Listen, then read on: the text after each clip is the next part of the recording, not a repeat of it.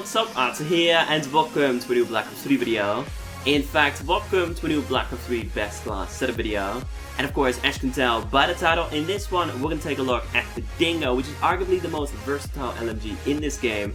Just because this one, its fire rate is a lot better than that of the other LMGs.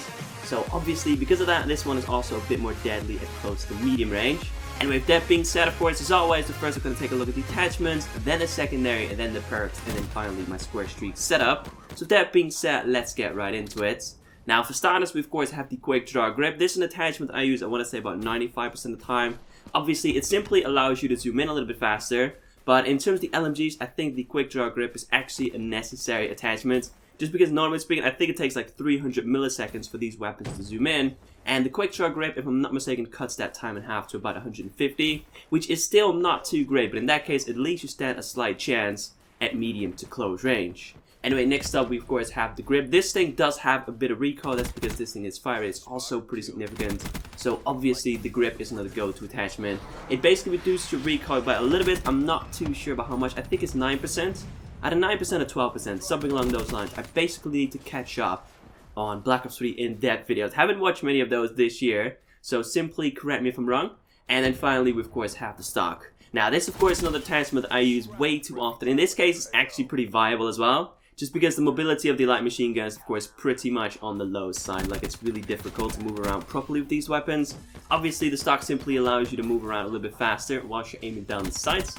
But when it comes down to using light machine guns, I think that that's pretty much necessary. Especially if you want to run into a building, I would recommend you to first off aim down the sights, walk in like that, because in that case you actually stand a chance that there's someone just sitting and waiting for you. And obviously it's also going to make it a lot easier for you to stay on target at medium to long range. I'm not too sure about most of you, but my accuracy when it comes down to Call of Duty isn't too great. I think it's about 20 to 25%, so normally speaking, I personally find it a lot easier for me to stay on target by strafing from the left to the right than it is for me to stay on target by aiming precisely. So that's another reason why I tend to use the stock pretty often. Anyway, so next up for my secondary, we have the XM53. For those of you that don't know, I'm still trying to unlock the Dark Matter camo. At the moment, I have the Diamond camo for every single primary weapon in the game, and also every single pistol. So all that's left for me are the launchers and the combat knife. So I basically put the XM53 and the Black Cell on every single one of my setups, just because otherwise you're never going to destroy 100 score streaks with these things. So obviously that's why I went with the XM53. And for those of you that don't want to unlock the Dark Matter camo, go with the XM53 is still a very viable option, just because in this case you can take out enemy UAVs, enemy counter UAVs, basically enemy score streaks that are going to annoy the heck out of you. And in turn, you actually get to annoy them, which is of course a pretty big bonus. Anyway, after that, for perk 1, we have Overclock, which basically allows you to get your specialist weapon or specialist ability a little bit faster.